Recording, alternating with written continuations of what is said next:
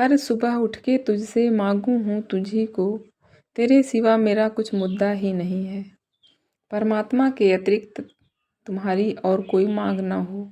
मांग ऐसी होनी चाहिए कि उस मांग में तुम भी खो जाओ। नमस्कार दोस्तों, स्वागत है आपका अपने YouTube चैनल अज्ञात यात्रा में, जो किताबों का एक सफ़र है। आइए देखते हैं सतगुर मिले तो उबरे के कुछ अंश।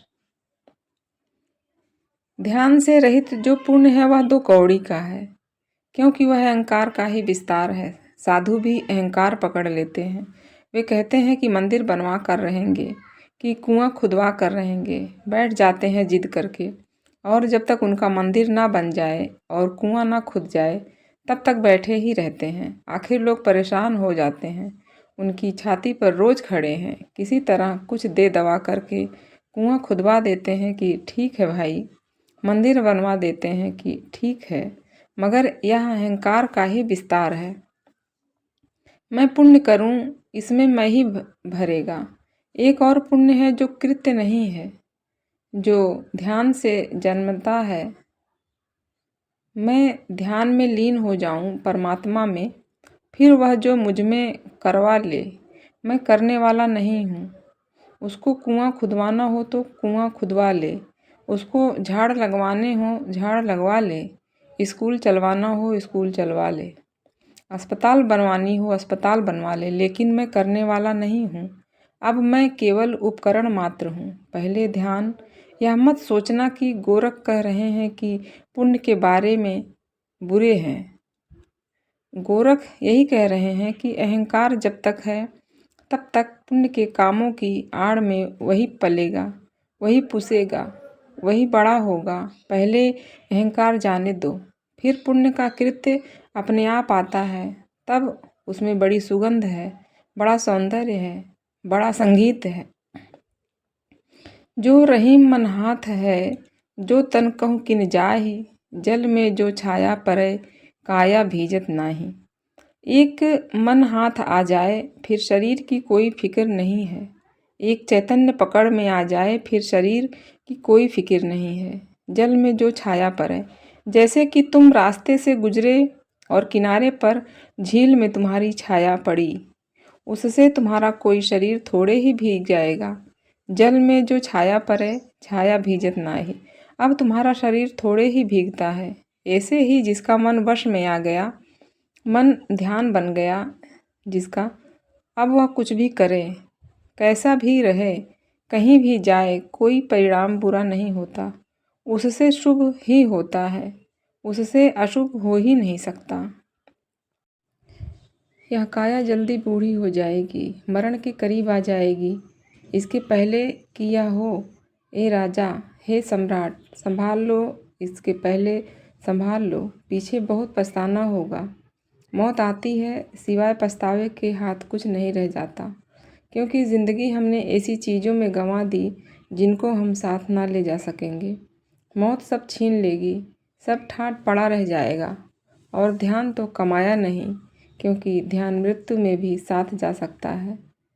और कितना तो तुम पूजा पाठ कर चुके, कितनी पूजा, कितना जप, कितने जाप कर चुके, हुआ क्या? और योग भी तुम खूब कर चुके।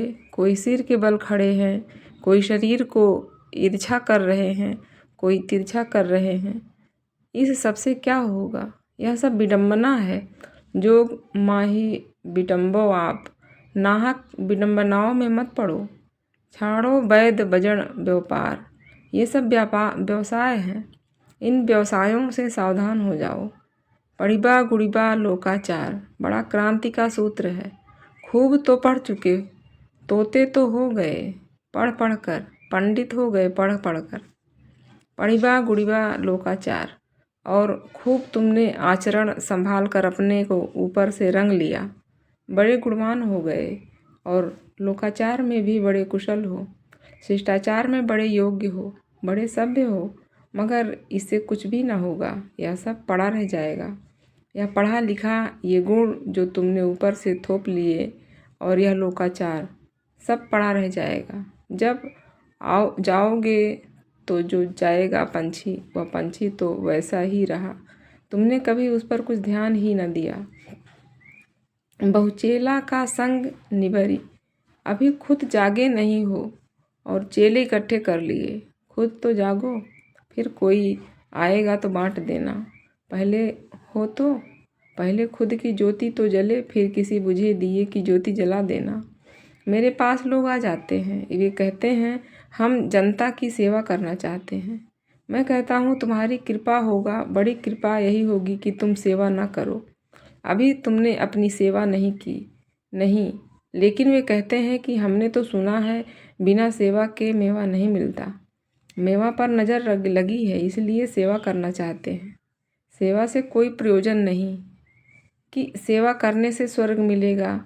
बात उल्टी है। जिसको स्वर्ग मिल गया उससे सेवा फलती है। जिसके भीतर स्वर्ग आ गया उसका जीवन सेवा बन जाता है, और जिसके भीतर मेवा बरस गया उसके कृत्यों में सेवा होती है। उल्टी है बात।